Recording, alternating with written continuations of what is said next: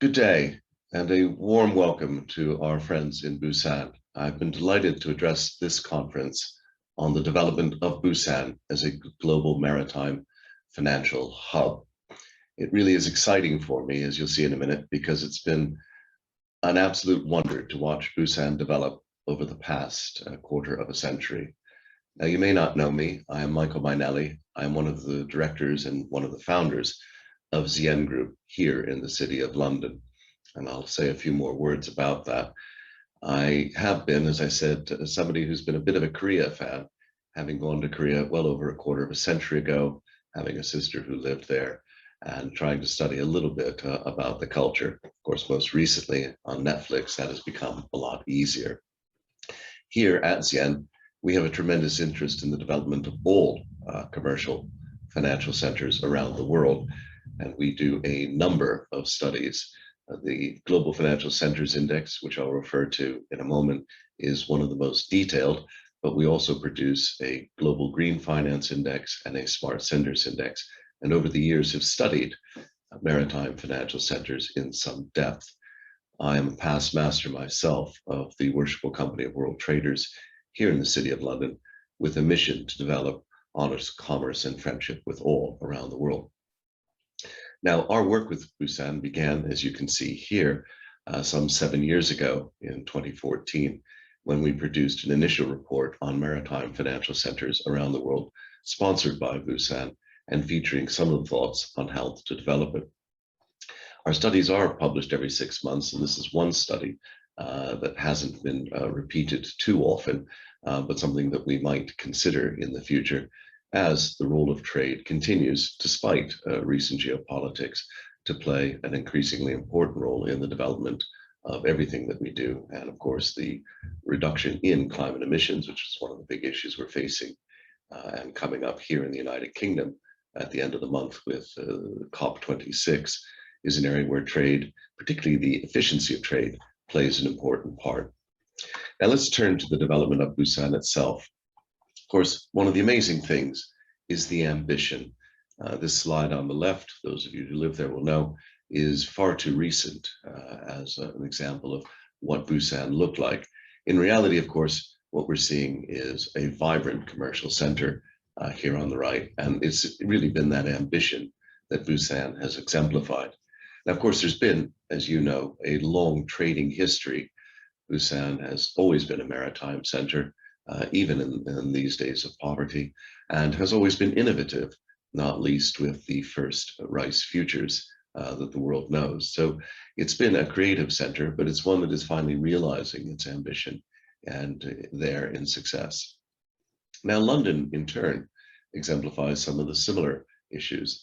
London has always been a commercial center based around shipping. Shipbuilding and commercial trade were the origins of London's prosperity. And London turns around roughly in the 17th century, when it begins to develop from what is a large sustainable port, principally because it's a tidal river with an extremely high flow of approximately 5 to 6 meters at high tide. This sustainable river meant that there were tremendous flows into London and out of London, regardless of what the winds were like. London adopted Dutch shipbuilding techniques in the 16th and 17th century, and from that point really flourished as a maritime center. Now today, if you were to tour London, you would see a few historical relics, but you might not realize that the maritime sector is still enormously strong. And so while the traditional docklands, which were unable to handle containers and bulk cargo, particularly out of a city center in the modern era, have moved out to Dubai ports, Tilbury, Felixstowe, Harwich, Folkestone, Dover. Nevertheless, what we're seeing is a center that is still very strong in maritime. It's very strong because it is supported by a thriving financial sector, and maritime finance in all of its forms still makes up a large proportion, on some estimates, some 25% of the City of London's business. And that consists of high-profile items such as the Baltic Exchange, but it ranges down to, for example, people who are still doing accreditation and certification, DNV, Lloyd's Register, for example, and of course the maritime insurance sector in which London remains, as ever, a world leader. Now, when we look at Maritime London in numbers, we still see some enormous concentration here. First, 30 to 40% of the dry bulk and 50% of tanker fixtures are still transacted by UK-based shipbroking firms, according to the Baltic. You see here the traditional Baltic exchange, some of it preserved from the 1992 destruction of the old building by terrorists. London still has a 30% share of the global insurance market, ahead of the USA, Japan, Germany, and France. 90% of protection and indemnity cover for the global fleet is handled by 13 major international P&I clubs, all of which maintain their real offices here in London. And that 90% covers approximately 90 to 95% of the global fleet by tonnage and by vessel numbers. Finally, in arbitration, and an area I know that Busan is interested in, it still remains that 80% of maritime-related cases heard in the UK courts do involve one or both parties based outside the UK. So it's very much an international maritime center of strength. So what makes a maritime center? Well, the study that we conducted with Busan some 7 years ago identified some very obvious areas. First, expertise. Clients need specialist skills and knowledge of the maritime market. Second, quality. The work done by those working in maritime finance needs to be high quality, delivering the security and confidence that, for example, arbitration cases aren't weak or won't be overturned unnecessarily. Variety. The maritime sector, as all sectors, is rich in detail once you dig into it. LPG may have little relationship in certain characteristics to oil, let alone bulk goods or containers. And finally, experience. The history of dealing with a niche area of finance means a client can trust that their needs will be understood. And this is particularly important in maritime because the scale of investment is long. Whilst ship owners may be looking at ship investments of between 10 and 25 years, depending on how hard the asset is worked. In reality, of course, ports, terminals, and various other connections are looking at timeframes of perhaps 50, 100, or even 150 years. And we are clearly using facilities that are extremely old in many, many circumstances, far beyond their planned working life. So the experience of dealing with it and understanding the underlying infrastructure is crucial. So let's turn to Busan as a financial center and then come back to it as a maritime center. Well, the first thing to point to is I'll be drawing here on a huge number of studies that we at Xian have done measuring financial center competitiveness. These studies began in 2005, initially working with the City of London Corporation. And at that time, we were examining some 46 global financial centers. Today, we are looking at a much broader range of centers, approximately 120, and we really keep an eye on about 140 to 150, but we publish just under 120 global financial centers. And the rise in this is not because we've become laxer, it's actually because over the last decade and a half, various commercial centers have realized that finance is one thing that they can produce simply through better regulation and more accommodating circumstances without necessarily injecting a lot of development capital themselves. It also is an indicator of the fact that finance is supporting the real economy. Global trade has risen nearly threefold over the last 30 years, and finance does support the real economy, particularly trade. And so the rise in financial centers is not unusual. We do track a couple of other things. Firstly, we look at global green finance. This has been an emerging area, and our 8th edition is coming out this week. We also look at smart centers, and this is the recognition that the fusion of technology and finance continues, probably with technology having the upper hand, as finance moves to being much more of a utility. Some early signs of this can be seen clearly in areas like Fintech, which many people think should be called a tech fin, but we see or foresee a great rise in all sorts of technology, particularly in information and communications technology, but also in areas like remote sensing, GPS integration, geolocation, and all of this, of course, has an enormous effect on shipping and the maritime sector, although many other sectors as well, from autonomous vehicles to drones to healthcare. Now, this continuous expansion means that much of what we talked about 7 years ago when we looked at maritime in the narrow range means that maritime is much more integrated, not just with finance, not just with green, but also with technology of all forms. But turning back to the index, here's a quick look at the centers that we cover. So the last edition had 116 centers. That was in what we call GFCI 30, which was published just last month.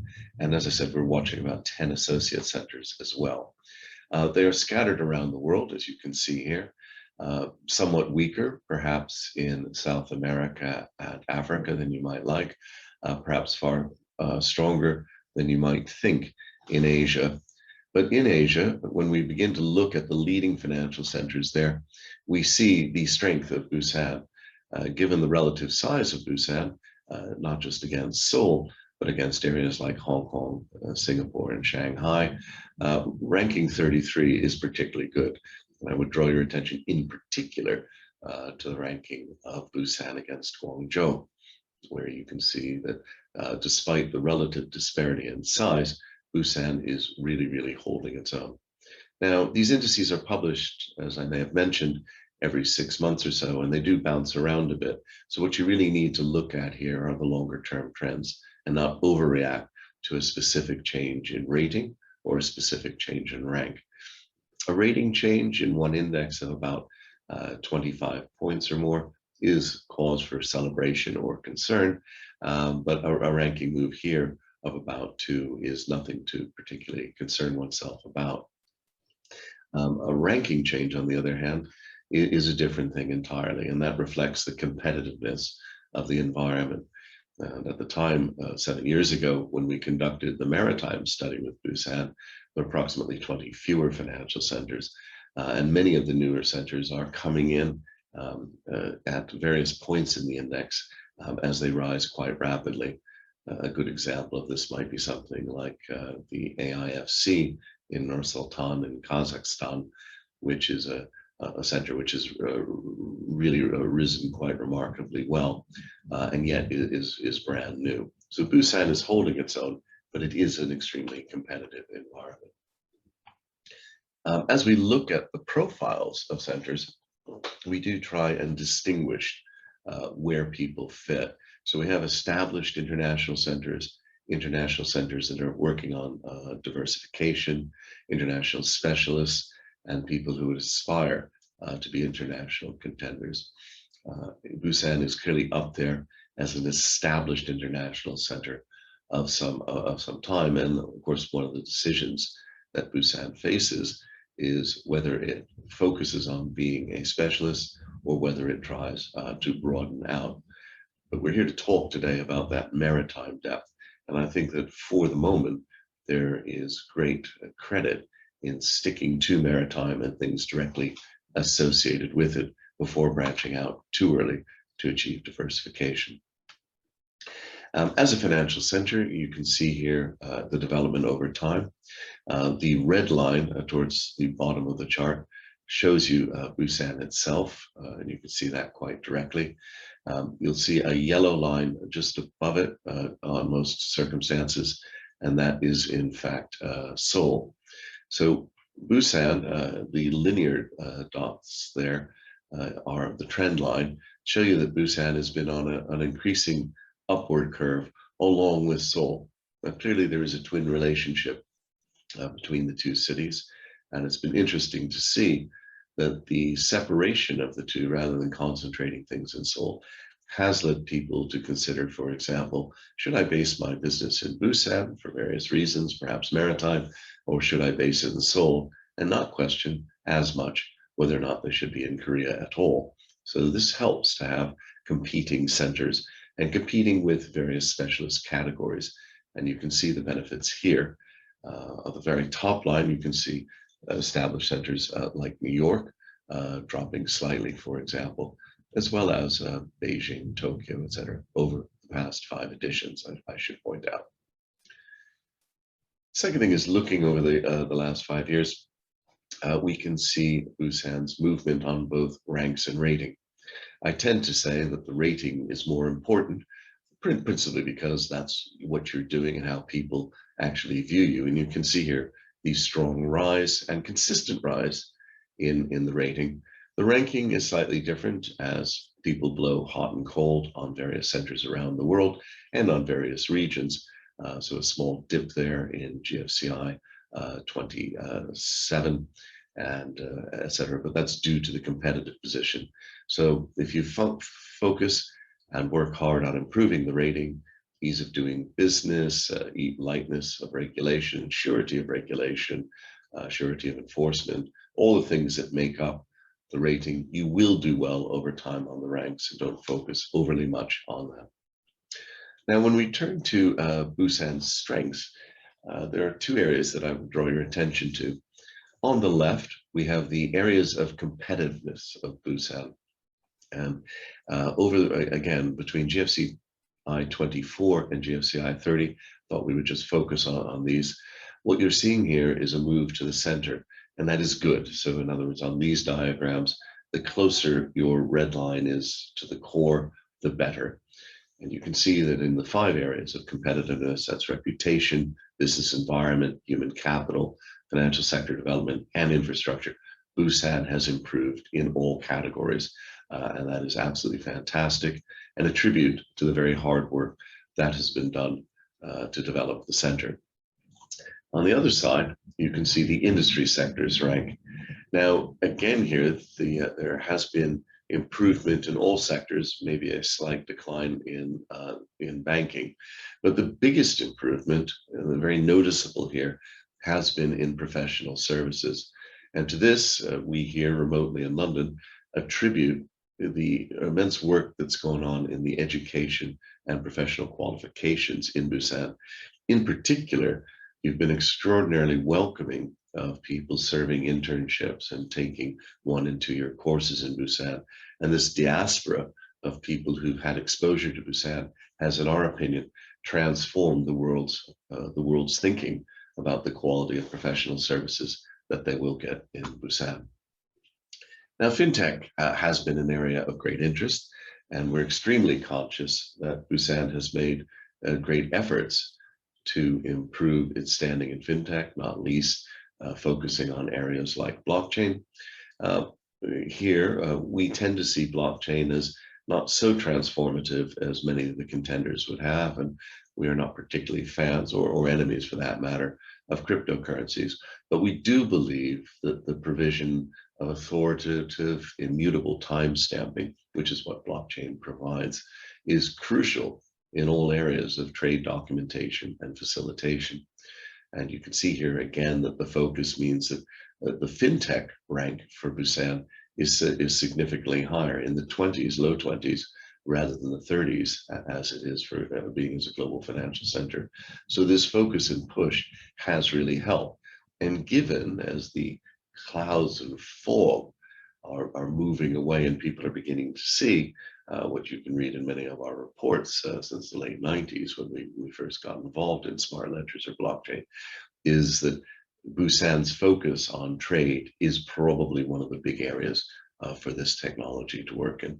So this great performance is clearly there. On the other hand, you'll note on the far right a 21-point change in the rating, and downwards for that matter. And this is because this is a highly volatile area with people making up their minds and opinions really every 6 months in many different ways in different directions, principally because of the threat of regulation and the tie to cryptocurrency and the regulation thereof. We see this diminishing over time, but for the moment it will remain highly volatile. The next thing I'd just like to draw your attention to is, of course, one of the great efforts in Busan is to make it a green center and an attractive place to work. And this shows up really remarkably here. I don't think that people in the West would have, as recently as a few years ago, said that Busan was an attractive place to work. Having been there myself, I can see why. but the reputation and some of the old photos wouldn't help. But it's very, very clear that it's seen as a place to work. And with the changes, particularly in Hong Kong, I find this very, very, very welcoming, and I find it very optimistic for Busan. I'm not 100% sure that I would move from London to Busan, but it's interesting that Busan does outrank my hometown. So looking ahead, well, let's be frank, Busan is already a major maritime financial center with a strong shipbuilding and trading history. Secondly, the focus for some time on developing the human capital and the financial sector have been significant. This has resulted in the GFCI numbers, which I've shown you, but also within the maritime sector, Busan's reputation has risen remarkably. So skills and training have been core. Looking ahead, though, I believe the development of green shipping will be key. With COP26 coming up, with the IMO, the International Maritime Organization's focus on shipping and shipping emissions, as well as other wider environmental issues to do with maritime, such as noise pollution, discharges and ballast and safety. Busan is going to have to be at the front, but it is doing that, and that great progress needs to be kept up. And finally, a recognition that the back office, the work in trade documentation technology, for example, blockchain-based timestamping, document transfer, but also payments, accreditation, and certification, expands maritime professional services into a number of other adjacent realms, which will be good for Busan. So in conclusion, what one point might I ask you to focus on? Well, when we talk about a financial center, we say you can't be an international center without international people. Busan puts a big tick on that. Successful people want to live in successful places, and Busan exemplifies that success, not least in the quality of living index I referred to. People want to live in cosmopolitan places and gravitate to cosmopolitan clusters, and reputation is vital. And what's happened here is very clear that Busan has risen in all of those areas. Now, the final point, trust, is the glue that holds all relationships together. I think that this is a soft power argument, and one that it's hard to put your finger on. But I do recall going around Busan and seeing what I call your concierge service, actually walking people and helping them through the documentation of setting up a business, the translation, the consistency, the assistance, the affordability, and even the fact that you allow people to open up offices at no cost to see what's there. This is the trust reaching out to people, and that is the glue holding things together. So what one thing should you focus on? Well, I always say that when you look at the strategy for success, it's very much treating everybody fairly. This cartoon shows a gentleman evaluating a monkey, a penguin, an elephant, a goldfish, etc. And he says, for a fair selection, everybody has to take the same exam. Please climb that tree. Well, that's clearly an unfair test. And when you treat all comers fairly, domestic, foreign, everyone, no matter where they come from, that's when you've really made it, and people truly do have that bond of trust.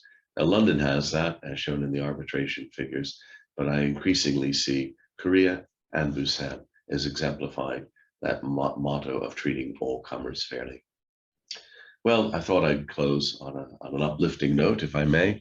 You've done very well. The sea brings us all together, and the same waters that lap on your shores and off of your islands lap on ours as well, maybe a few months later. But we hope and wish every success to Busan. And I would like to say thank you very much for asking for my thoughts today. And I do hope that you have a wonderful conference. Thank you.